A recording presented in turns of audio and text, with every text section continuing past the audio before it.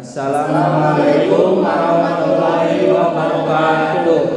Izin memperkenalkan, kami dari kelompok 1 akan mempresentasikan video hasil dari diskusi kelompok kami. Izin memperkenalkan diri terlebih dahulu. Nama saya Asbi Abdullah dengan NPM 10 12 12 81. Nama saya Alif Setiadi Rahman dengan nomor NPM 10 12 12 79. Nama saya Kim Sakina dengan NPM 10 12 13 44.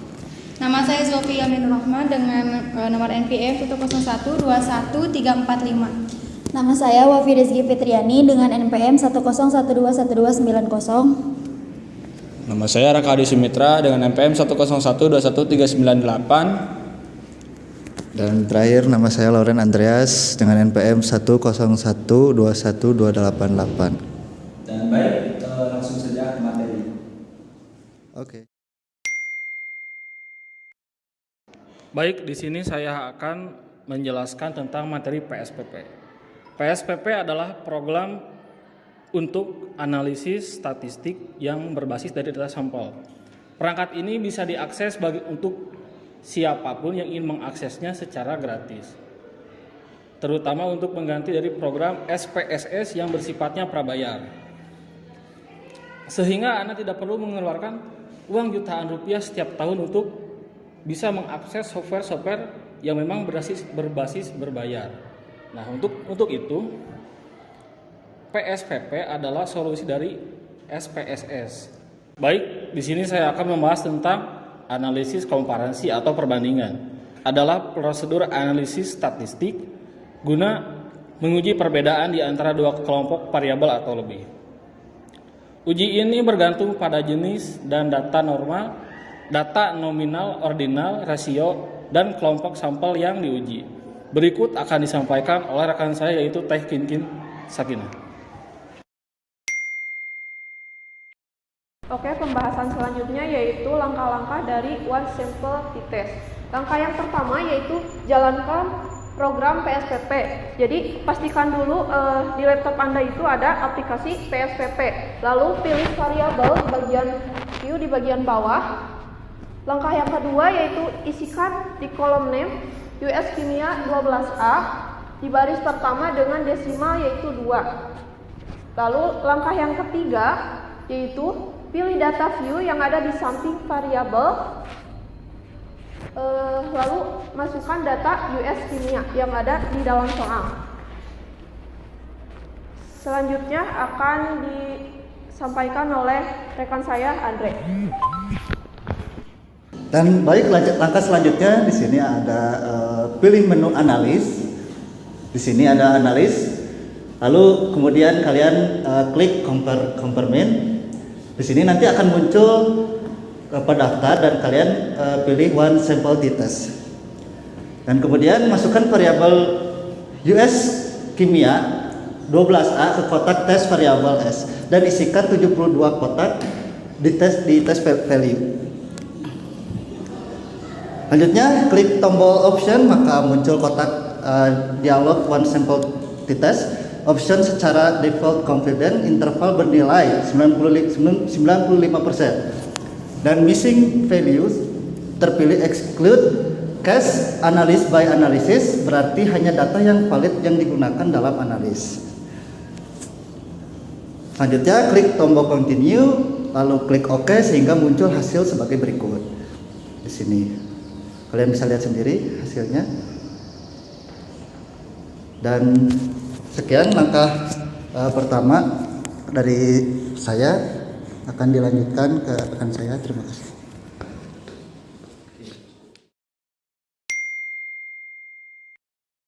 Yang pertama, table one simple t-test statistik menampilkan hasil analisis statistik deskriptif yang berisi data valid, nilai rata-rata, standar deviasi, dan standar error rata-rata.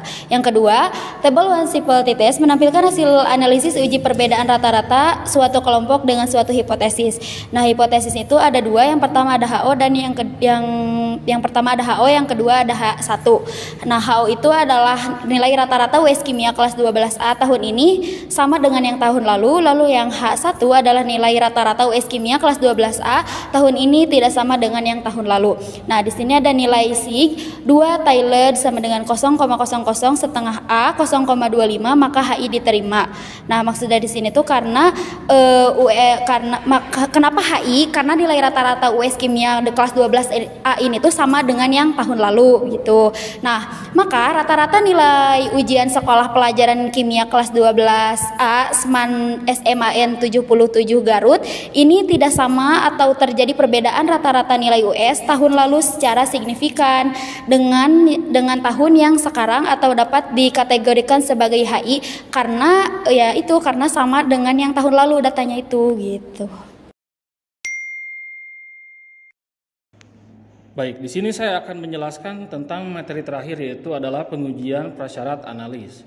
Merupakan konsep dasar untuk menetapkan statistik yang dimana diperlukan apakah uji menggunakan statistik parametrik atau non parametrik. Uji prasyarat yakni uji homogenetis, variansi, populasi, uji nominalitas untuk sebaran uji nominalitas untuk sebaran dari data penelitian. Yang berikutnya akan dibawakan oleh rekan saya yang bernama Raka Hadi Sumitra, dipersilakan.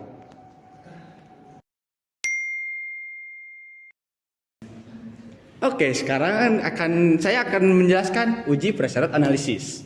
Nah, yang pertama adalah jalankan program PSPP kalian yang ada di laptop, pilih variabel Q di bagian bawah di sini, dan langkah selanjutnya adalah isikan di kolom name motivasi di baris pertama dengan desimal bernilai 2.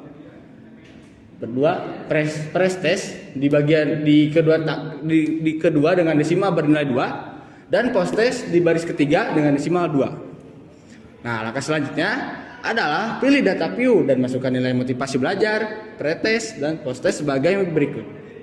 Nah, untuk langkah-langkah berikutnya akan dijelaskan oleh rekan saya bernama Hasbi Abdullah. Terima kasih. Baik, setelah tadi pembahasan yang Raka sampaikan tentang bagaimana pemasukan data dari mulai motivasi belajar, pretest, dan post-test tersebut, setelah dimasukkan, langkah selanjutnya itu kita klik di bagian analisis, lalu pencet legasi dialog 1, lalu pencet one simple KS ini. Nah, setelah kita masuk ke dalam si analis itu, kita masukkan data-data yang motivasi pre-test dengan post-test tadi itu sebelah sini, yang seharusnya itu kita pindahkan ke sebelah sini. Lalu setting yang dilakukannya itu normal, lalu setelah normal itu dijalankan, maka kita pencet OK, lalu muncul hasil dengan N dengan motivasi 30 itu sebagaimana yang dimana itu adalah kontestannya dari si kontestan anggota yang hadir itu ada 30, lalu ada muncul normal parameters, most extreme difference, kolomograph shear mean of Z, dan ASYMP sig min 2 Tyler.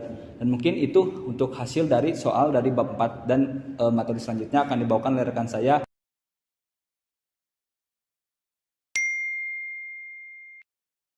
Nah, di sini saya akan menjelaskan tentang kesimpulan dari bab 4, yaitu tentang table one sample kolomograph Smirnov. Nah, di sini tes menunjukkan hasil analisis uji normalitas terhadap ketiga variabel tersebut yang berpacu kepada HO sampel berdistribusi normal, kemudian H1 sampel berdistribusi tidak normal. Di sini terdapat tabelnya. Hasil dari HMP SIG 2 min Thailand dari motivasi yaitu 0,750, kemudian pretest 0,100 dan juga post-test 0,761. Maka kesimpulannya dapat diambil berdasarkan hasil analisis tersebut, motivasi dengan HMP SIG 2 min Thailand sama dengan 0,750 lebih besar dari A 0,05 sehingga berdistribusi normal yaitu HO. Kemudian pretest dengan HMP SIG 2 min Thailand 0,100 yaitu kurang dari A 0,05 sehingga berdistribusi normal ataupun HO. Kemudian post-test dengan HMP SIG 2 min Thailand sama dengan 0,761 kurang dari A 0,05 sehingga berdistribusi normal juga yaitu HO. Sekian presentasi yang bisa kami sajikan. Mohon maaf bila ada kekurangan, kesalahan dari segi materi ataupun pengucapan kata.